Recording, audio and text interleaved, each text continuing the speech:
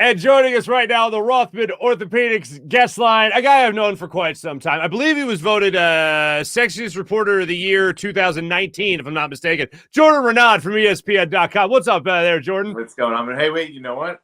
I might even have something from, like, my Phillies. Look at this. See? I love a working set. Oh, look at you. You're Michael Vick. Oh, that's... The football, he no longer has the football. It's missing, but he's just dancing. An old freebie giveaway somewhere over the years of working in Philadelphia. That's great. I love when sets come alive. Here's Hamilton Porter from the Sandlot. There he is. That was a giveaway from years ago. Got the Phillies. My 10-year-old daughter, we watched the Sandlot the other day for the first time. She loved it. Oh, there we go. Okay. Yeah. All right. Yeah, I got a little bit of time. My daughter's still into Buzz Lightyear, so I'm waiting to work in the sports themes with her. Yeah. Now, first off, big day.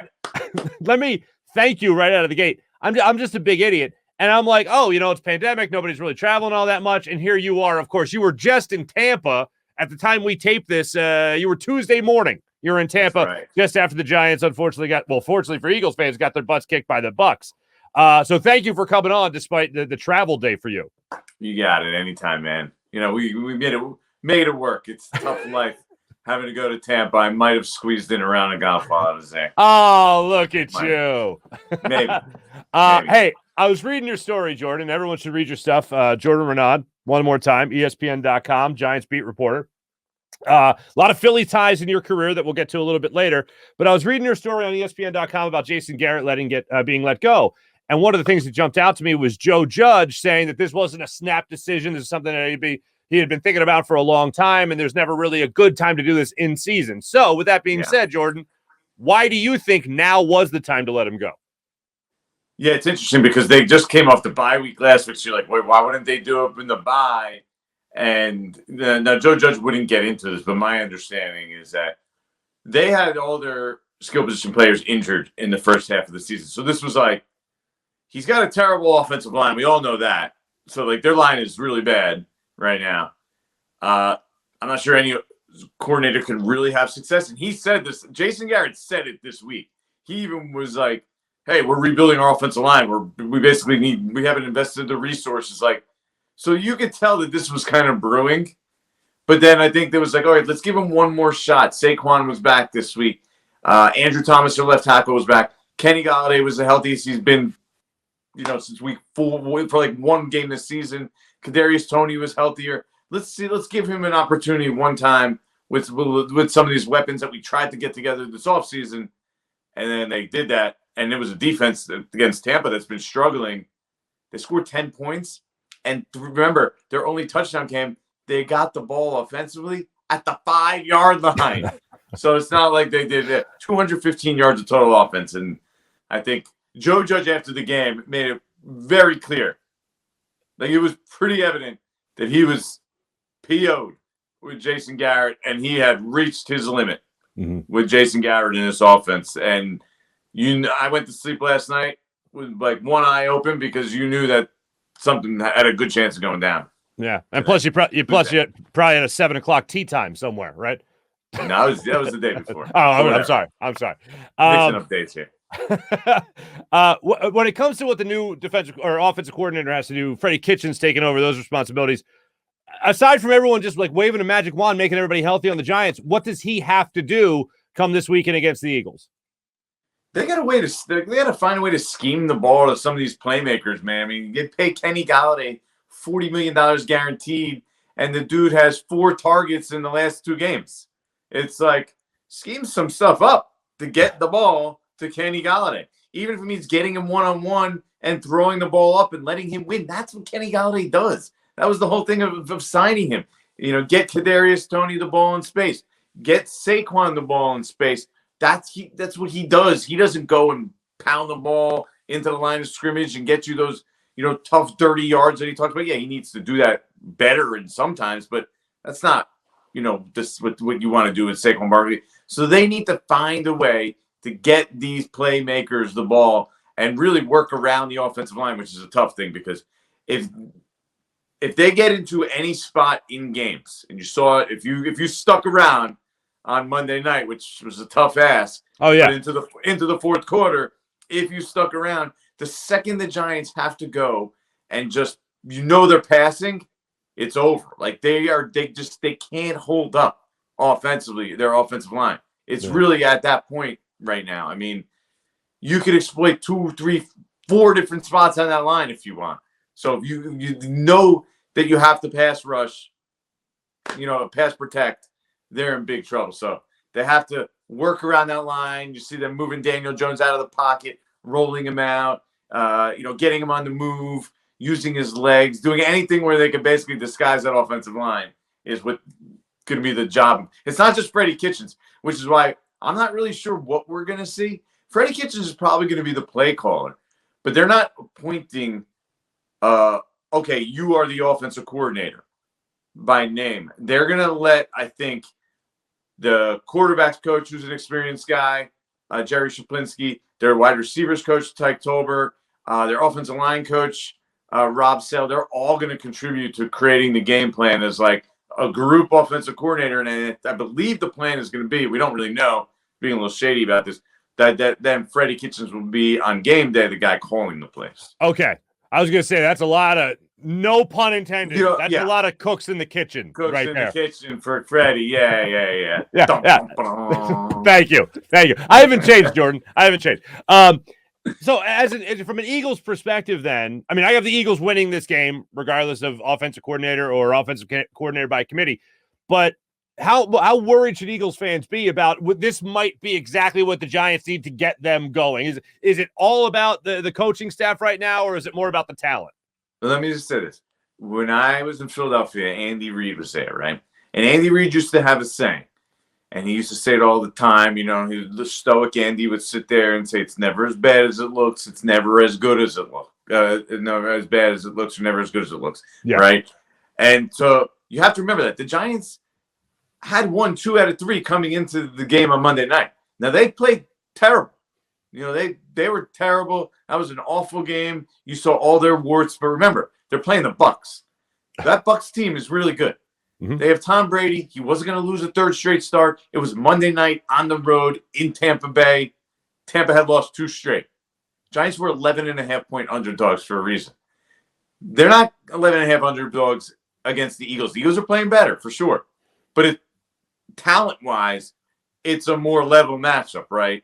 The Eagles are not. I think you can agree with me. They're not in the level of the Tampa Bay Buccaneers, who are loaded. To be quite honest with you. No, I agree. Tampa could do a lot of things. They can pass rush with 4, which is what they did against the Giants and killed them. They have targets galore. Brady just picked the one he liked. Oh, you in the slot? I'm going to go to you and destroy you every time. And then that's. I think I actually like the Giants to be competitive and have a chance to win this game against the Eagles. Even before the Freddie, the firing Garrett, like they have not been playing that poorly leading into this game. Mm-hmm. And everyone's super high, and like I said, you're not never as good as you look and never as bad. Everyone's super high right now at this moment. The recency bias with the Eagles, and you're low on the Giants. Whereas 2 weeks ago, if I said Eagles Giants, we would have been like, oh, perfectly even matchup, pretty much, right? Mm-hmm.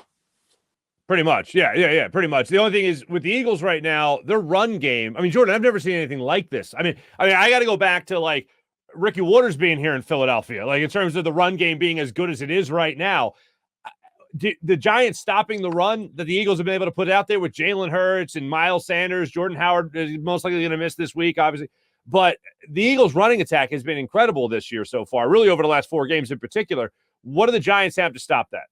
Yeah, the Giants, they haven't played great against the run, but there's one of the strengths of their team is supposed to be their defensive front, right? They can't rush the passer on the edge. They don't have any edge rushers, which is why I think you're better off exploiting them with passing. So a team that runs and pounds the ball, not a terrible matchup. Like Dexter Lawrence in the middle, really good player. Leonard Williams, really good player. Now they're missing the middle linebacker. Blake Martinez got injured early this year, so it's hard for them to. They're not as good against. When they lost him, they went from a top 5 run defense last year, top 10 run defense, to a team that's more middle of the pack. But they're not a bad run defense. They can be big. They'll play big. and they should be able to hold their own to some degree against the run. You got to exploit some of the matchups, and the Giants can't rush the passer consistently. Okay. All right. Well, Jalen Hurts needs to be a little comfortable in that pocket. Yeah, that wouldn't be the worst thing. This is why the matchup is not that terrible for the Giants, right? Like Tampa Bay was a terrible matchup for the Giants. Brady went back there. He sat back there, had 7 seconds, had a cup of coffee, baked some cookies, had lunch. And then he, found, there's Godwin. Oh, look, there's Gronk. Like, is Jalen Hurts going to do that? I think that's the ideal way to beat the Giants. So they'll hold up okay. They're not great against the run, but they should be able to hold up a little bit. They're not going to get run over, I wouldn't think, unless they lay a dud 200 yards or whatever it is. Well, I just want to say this real quick. I don't think Brady was having coffee. If it was some sort of kale coffee. Sorry, he definitely does not drink coffee. There's drugs and chemicals in there. Yeah, avocado tea. I wouldn't put it past him. I wouldn't put it past him. All right, Jordan, I'm going to ask you this question as easy as I know how. Who or what is Daniel Jones at this point in his career? Who is he as a quarterback? Here's the problem, Mark. The fact that I can't give you a definitive answer, and we're in year 3, that kind of tells you who Daniel Jones is. Like, there's been some things. You see things, you're like, he's got skills. He's athletic. He can throw the ball. At the same time, his playmakers have been injured the whole year. He is playing behind an offensive line. I've already told you how big a problem that is. I mean, this might be the worst offensive line they've had, and they've been in an offensive line rebuild for 8 years now. 8 straight years of an offensive line build, and this might be the worst version of all of them, which is really saying something. So now that you say, okay, you're getting him out of Jason Garrett's offense, that was one of the excuses, right, of why we haven't really been able to see him, because he threw 24 touchdown passes as a rookie in Pat Shurmur's offense. He threw, and that was in 12 games. He played 24 games under Jason Garrett and threw 20 touchdown passes. So you're like, what happened here? Like, he cut down on the turnovers, but he's not making any plays anymore. How much of that is Garrett? Mm-hmm. And so I think we're going to see that. Now, I think my opinion is Daniel Jones is a quality starting quarterback. Not a great starting quarterback, not a top 10 guy, but a quality starting quarterback. He just needs the right pieces around him, and he doesn't completely have that right now. It'll be interesting to see how much changes, though, with the offense being tweaked. 2 quick ones for you. Jalen Hurts, who is he to you so far, 15 starts into his NFL career? Playing pretty good. I mean, I see him as a middle, a top 15 to 20 type starter right now. Oh, right now. Okay. Right now, yeah. I mean, maybe he can get into. Maybe he can be a top 10 to 15 kind of guy. I don't know if he's ever a real top 10 guy. I wouldn't go there. He's got to throw the ball probably a little better for me to be a real, true believer in him. But I think you can win games with him, and that's what the Eagles are doing. That's exactly what they're finding out. He's good enough to start and win games with. Is he good enough to really be a competitor? You tell me. What do you think? I think he is. Towards no at this point. Like, to be a real Super Bowl contender, you got to have a really good team around him. And he's got to get better at throwing out of the pocket a little bit. That I absolutely agree with. I will say there was a couple of instances, and we'll get into it another time, that I think his receivers certainly let him down. And certainly there's been passes that he's missed as well. But I expect that from a guy who, again, has only made now 15 starts in his career. He's basically a rookie year starter kind of Right. deal. Right. Yeah. So I'd say off to a fine start. Last one for you. I know you'll give your official prediction later on, but I know you said the Eagles and the Giants. The Giants will hang in there with the Eagles. It'll be a close game. They'll compete. Any more than that? Can you give me anything whether or not the Giants will win this game or the Eagles will win this game? I like the Giants to pull an upset this game. And trust me, I don't pick them very often.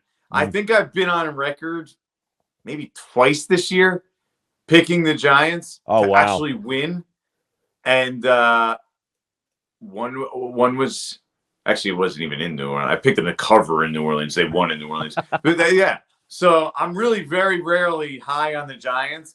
I like them to be super competitive in this game. What's the spread? It's a little small, right? 3.5, I thought. 3.5? Yeah, 2.5 or 3.5. Yeah. I saw it before they played Tampa Bay. It opened kind of at like 3.5. I don't know if Tampa Bay would probably wouldn't change it at all. Nothing about it would change it. So, yeah, I mean, the fact that they're 3.5 underdogs at home is a lot. I mean, that's saying something for them to be underdogs home. But think about it. They really haven't been favored. I think they were favored in one game this year. One game. And they're underdogs to the Eagles at home. I mean, so maybe they're home favored against Washington at home later in the year. Like maybe Chicago week 17. But like there's not many games that are favored. Yeah. So I like the Giants to at least keep it close. Maybe win. I don't know. That sounds like it's like they could, any given Sunday. Jordan Raanan, always great catching up with you, man. It's hard to pick them to win. I watch them play a lot. Trust me, it's hard to go there. Oh, finally! Hey, I'm sorry. I meant the most important question. What'd you shoot when you played golf the other day? What'd I shoot? I shot a 92, but in season. I'm not very good. In season, I'm out of my game. Right. It took me like 9 holes to start driving the ball well. So I'm like a 13, 14 handicap this year. So okay, which is close to the best I've ever been. If I hit a 92, man, I'm bragging about it, all right? So don't feel too bad about it. Jordan Raanan, do a phenomenal job covering the Giants for ESPN.com. We miss you here in Philadelphia. Thanks so much for being on the Farzy Show for the first time. Look forward to talking to you later in the season, my friend.